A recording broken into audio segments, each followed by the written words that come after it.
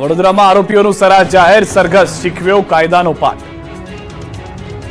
જોઈ લો આ દ્રશ્યો। પોલીસની વચ્ચે લોકોની માફી માંગતા ગુંડાઓને કંઈક આ રીતે શાન ઠેકાણે લાવવામાં આવી। લોકો સામે રોફ જમાવતા લુખ્ખાઓ ઢીલા ઢપ થઈ ગયા। વડોદરાની અકોટા પોલીસે તોફાનીઓની ટણી ઉતારી હતી। ફિલ્મી ઢબે આવેલા 5 હુમલાખોરોનું પોલીસે સરઘસ કાઢ્યું। પોલીસે હુમલાખોરો પાસેથી ઘટનાનું રિકન્સ્ટ્રક્શન કરાવ્યું। 2 યુવકોને પતાવી દેવાની ધમકી આપી શસ્ત્રો સાથે આવેલા 5 ઝડપાયા હતા। ખૂની ખેલ ખેલાય પહેલા પોલીસે તોફાનીઓને દબોચી લીધા। ગોત્રી વિસ્તારમાં પોલીસની સતર્કતાને કારણે લોહિયાળ બનાવ બનતા રહી ગયો। વાનમાં આવેલા તોફાનીઓ ગાળો ભાંડી 2 યુવકોને શોધતા હતા। મહિલાઓએ કંટ્રોલ રૂમના ફોન કરતા અકોટા પોલીસે સતર્કતા દાખવી આરોપીને પકડી લીધા। બાદમાં સરા જાહેરમાં આરોપીઓનું સરઘસ કાઢ્યું હતું। તોફાનીઓના સરઘસને જોવા લોકોના ટોળા એકઠા થયા હતા। જમ્મુ કાશ્મીરમાં શ્રદ્ધાળુઓ પર થયેલા હુમલાને લઈને રાજ્યભરમાં વિરોધ યથાવત। જમ્મુ કાશ્મીરમાં આતંકીઓની નાપાક હરકતને લઈને દેશભરમાં આક્રોશ આસમાને છે।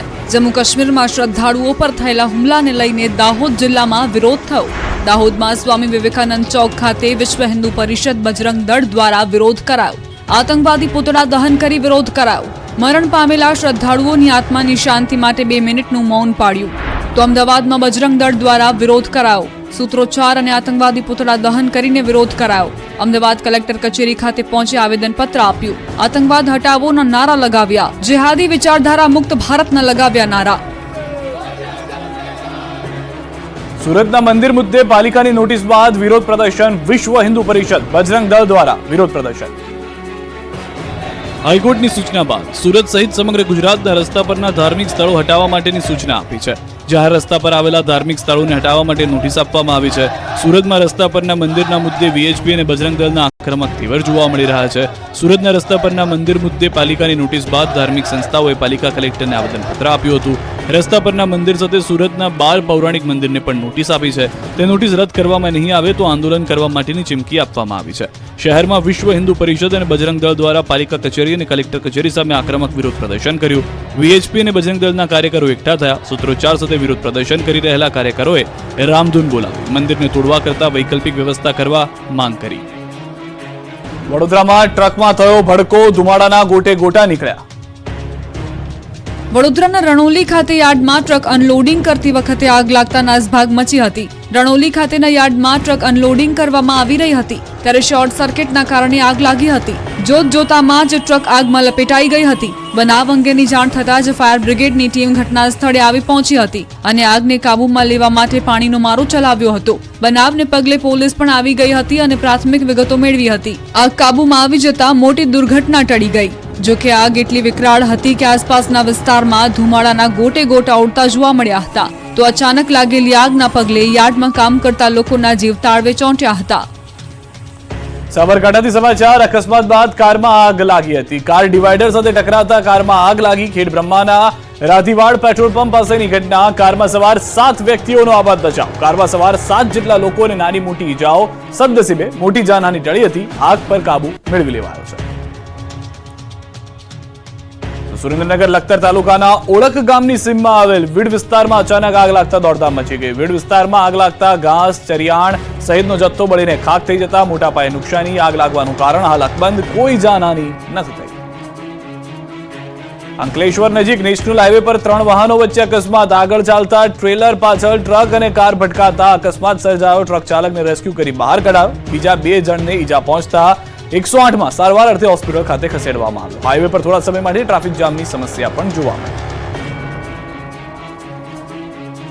સાસણગીરમાં સિંહ સિંહણ વચ્ચે જબરી લડાઈ થઈ હતી। સાસણગીર સફારીમાં 2 સિંહ વચ્ચે વોર થયું હતું। અચાનક 2 સિંહો સામસામે આવી ગયા હતા અને બંને વચ્ચે જબરી ફાઇટ શરૂ થઈ ગઈ હતી। ઘાટ જંગલ સિંહોની ગર્જનાથી ગુંજી ઉઠ્યું હતું। એવામાં જ ટુરિસ્ટ દ્વારા આ દ્રશ્ય કેમેરામાં કેદ કરવામાં આવ્યા। આ બંને સિંહોએ થોડીવાર એકબીજા પર ભારે પડતા જોવા મળ્યા હતા। આ તરફ સાબરકાંઠાના ડુંગર પર દીપડો દેખાયાનો વિડીયો વાયરલ। વડાલીના મહોર ગામમાં ડુંગર પર દીપડો દેખાયાનો વિડીયો। ગામમાંથી નીકળેલા વરઘોડાના ડ્રોનથી શૂટિંગ દરમિયાન કેદ થયો। ડુંગરના પથ્થરો પર આટાફેરા કરતો દીપડો ડ્રોનમાં કેદ થયો। એક તરફ ડુંગર પાસેથી પસાર થતો વરઘોડો, બીજી તરફ ડુંગર પર દીપડાના આટાફેરા। વરઘોડા સાથે દીપડો ડ્રોન શોટમાં કેદ થયેલો જોવા મળ્યો છે।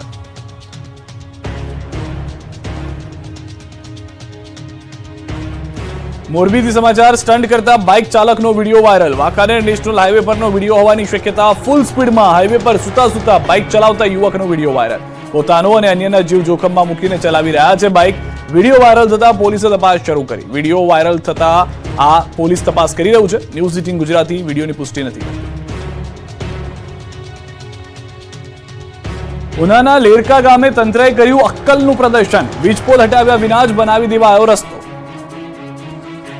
ગીર સોમનાથના ઉનાના લેરકા ગામનો રસ્તો જોઈને પહેલી નજર તો એવું જ લાગે કે વાહ કહેવું પડે તંત્રના અધિકારીઓનું. નવો રસ્તો બનાવ્યો પરંતુ થાંભલો હટાવવાનું ભૂલી ગયા. તેમને આટલો મોટો થાંભલો રસ્તાની બરાબર વચ્ચે વાહન ચાલકોને અડચણરૂપ બને તેવા વિચાર જ ન આવ્યો. આને કહેવાય તંત્રની લાલિયાવાડી. પહેલા અક્કલનું પ્રદર્શન કર્યું, પછી ભૂલને સુધારી. ઉનાના લેરકા ગામે રોડ બનાવનારા અધિકારીઓનું તો કહેવું જ શું. જે બુદ્ધિનું પ્રદર્શન તેમણે રસ્તો બનાવવામાં કર્યું છે તેવી કોઈ કલ્પના પણ ભાગ્યે જ કરી શકે. આના કરતાં તો અભણ માણસોને કીધું હોય તો સરસ રસ્તો બનાવી દે. તમે રસ્તા પર વાહન ચલાવીને જતા હો અને રસ્તાની બરાબર વચ્ચે જ આવો થાંભલો આવી જાય તો તમારા મગજમાં કેટલા બધા વિચાર આવે. કોડીનાર, ડોળાસા અને ઉનાના લેરકા ગામને જોડતા રસ્તાની વચ્ચોવચ વીજ પોલથી લોકો પરેશાન થઈ ગયા. આ નવા રોડ જોઈને લોકો તંત્રની ઝાટકણી કાઢી રહ્યા છે. આ અંગેના અહેવાલ બાદ 4 કિલોમીટરના રવા રોડની વચ્ચે રહી ગયેલા વીજપોલને કાઢવામાં આવ્યો. રસ્તા વચ્ચેથી વીજપોલ હટાવાયો. સુરેન્દ્રનગરના 3000થી વધુ લોકો 40 વર્ષથી પ્રાથમિક સુવિધાથી વંચિત. એક બેડા માટે તરસતી મહિલાઓ, રોડ પર પાણી ભરવા પગપાળા કરવા મજબૂર માતાઓ, પાણીની ટાંકીઓમાં દેખાતા તળિયા. પાણીના પારાયણના દ્રશ્યો છે સુરેન્દ્રનગરના. સુરેન્દ્રનગરની સુડવેલ સોસાયટીના 3000થી વધુ લોકો 40 વર્ષથી પ્રાથમિક સુવિધાઓથી વંચિત છે. સુરેન્દ્રનગર દુધરેજ વઢવાણ સંયુક્ત નગરપાલિકામાં આવેલા સુડવેલ સોસાયટીમાં 500થી વધુ મકાનોમાં આજ સુધી પીવાનું કે વાપરવાનું પાણી આવતું નથી. અહીં આજે પણ પાણી, પાકા રસ્તા અને ભૂગર્ભ ગટર વ્યવસ્થા જેવી પ્રાથમિક સુવિધાઓ નથી પહોંચી. લોકો હજુ પણ સુવિધાઓ ઝંખી રહ્યા છે, પરંતુ પાલિકાના ચૂંટાયેલા નેતાઓ કે અધિકારીઓ હજુ સુધી એક પણ પ્રાથમિક સુવિધા આપી ન શકતા સ્થાનિકોમાં તંત્ર સામે ભારોભાર રોષ જોવા મળી રહ્યો છે. આ વિસ્તારમાં પાલિકા તંત્ર દ્વારા પાણીની લાઈન તો નાખવામાં આવી છે, પરંતુ 4 દિવસે કે 5 દિવસે અડધો કલાક માંડ પાણી આવે છે. અપૂરતું ને ગંદુ પાણી આવતું હોવાથી લોકોને બહાર પીવાનું પાણી ભરવા જવા મજબૂર થવું પડે છે. આ વિસ્તારમાં રહેતા મોટાભાગના લોકો શ્રમજીવી છે, જેથી પાણી ભરવાની રાહમાં લોકો કામ ધંધે પણ નથી જઈ શકતા. સમયસર અને પૂરતું પાણી ન મળતા લોકો ના છૂટકે સોસાયટીની બહાર રોડ પર પાણી ભરવા જવું પડે છે, અથવા તો પૈસા ખર્ચીને પાણીના ટેન્કર મંગાવવા પડે છે. ગંદા પાણી બહાર રસ્તાઓ પર ભરાઈ રહેતા મચ્છરોના ત્રાસથી રોગચાળો ફેલાય છે. તેમજ ચોમાસામાં તો પાણી ભરાતા નરકાગાર જેવી સ્થિતિનું નિર્માણ થાય છે. કોઈને હોસ્પિટલ લઈ જવા હોય તો એમ્બ્યુલન્સ પણ અંદર આવી શકતી નથી. ત્યારે હવે સ્થાનિકોએ સુવિધા ન મળે તો પાલિકા કચેરી સામે આમરણાંત ઉપવાસ આંદોલન કરવાની ચીમકી પણ ઉચ્ચારી છે. મહેસાણાના વિસનગરમાં 5 દિવસે એકવાર માંડ પાણી આવતા જનતા પરેશાન. નળ ત્યાં જળના દાવાઓ મોટા કરવામાં આવે છે, પરંતુ વાસ્તવિકતા તો એ છે કે મહેસાણાના વિસનગર તાલુકાના જેતલવાસણા ગામે આજે પણ નળ નથી પહોંચ્યા. ગ્રામજનો સાથે નળથી છળ થયું છે. મહેસાણા જિલ્લાના વિસનગર તાલુકાના જેતલવાસણા ગામના લોકો પીવાના પાણી માટે દર ભટકે છે. જેતલવાસણા ગામમાં પાણીની અનિયમિતતાને લઈને ગ્રામજનો હેરાન પરેશાન થઈ રહ્યા છે. ગ્રામજનોના કહેવા પ્રમાણે 4 દિવસ પાણી બંધ રહે છે તો 2 દિવસ પાણી આવે છે. છેલ્લા કેટલાક સમયથી પાણીની અનિયમિતતાને કારણે વારંવાર પાણી માટે ગ્રામજનો વલખા મારી રહ્યા છે. 4000ની વસ્તી ધરાવતા જેતલવાસણા ગામમાં ધરોઈનું પાણી આપવામાં આવે છે. ગામના બસ સ્ટેન્ડ પાસે માત્ર 2 જ નળ પાણીના મૂકવામાં આવ્યા છે, જેથી પાણી ભરવા લાઈનોમાં ઊભા રહેવું પડે છે અને ઘરેથી પાણી ભરવા આવવું પડે છે. ઘરે જે પાણી આપે છે તે પીવા લાયક ન હોવાથી લોકોને બહાર પાણી ભરવા જવા મજબૂર બનવું પડ્યું છે. બનાસકાંઠાના થરાદની કેનાલ બની બિસ્માર. કેનાલમાં ગાબડું પડવાનો સિલસિલો યથાવત. ખેડૂતોની મહા મહેનત પાણીમાં. ગુજરાતની જીવાદોરી સમાન નર્મદાનું પાણી કેનાલ મારફતે રાજ્યના અનેક ભાગોમાં પહોંચાડવામાં આવી રહ્યું છે, પરંતુ એ જ કેનાલ ભ્રષ્ટાચારી અને બેદરકારીનો જાગતો પુરાવો બની ગઈ હોય તેવું લાગી રહ્યું છે. બનાસકાંઠાના થરાદમાં પસાર થતી નર્મદાની કેનાલમાં મસમોટા ગાબડા પડી રહ્યા છે. ભાપી નજીક જ મુખ્ય કેનાલમાં પોલાણ સર્જાતા કેનાલ ડેમેજ થઈ ગઈ છે. મુખ્ય કેનાલમાં ગાબડા પડતા આજુબાજુના ખેડૂતોની મહેનત પર પાણી ફરી વળ્યું છે. આ કેનાલમાં વધુ પાણી છોડવામાં આવે તો પાણી ખેડૂતોને ખેતરો પહોંચવાને બદલે કેનાલના પોલાણથી ખેતરોનું ધોવાણ થઈ શકે છે. એટલું જ નહીં, એક સ્થાનિક તો ત્યાં સુધી કહી રહ્યા છે કે આ એક નહીં, આવી રીતે વારંવાર ગાબડા પડતા રહે છે. ત્યારે રિપેરિંગ માટે નર્મદા વિભાગમાં આવે તો રેતી ઠાલવીને જતા રહે છે, એટલે ફરી એ જ હાલત સર્જાય છે. એક તરફ ચોમાસાની ધમાકેદાર શરૂઆત થઈ ગઈ છે, બીજી તરફ હજુ પણ વહીવટીતંત્ર નિંદ્રાધીન હોય તેવું લાગી રહ્યું છે. ઠેર ઠેર મસમોટા ગાબડા હવે ક્યારે ભરાય તે જોવું રહ્યું. નહીં તો ખેડૂતોની આવકમાં જરૂર ગાબડા પડશે તે નક્કી છે. તાલાલામાં આ વર્ષે 21 દિવસ વહેલી કેરીની સિઝન પૂર્ણ. 42 દિવસ ચાલી સિઝન. હવે વંથલીનું માર્કેટિંગ યાર્ડ કેરીથી ઉભરાયું.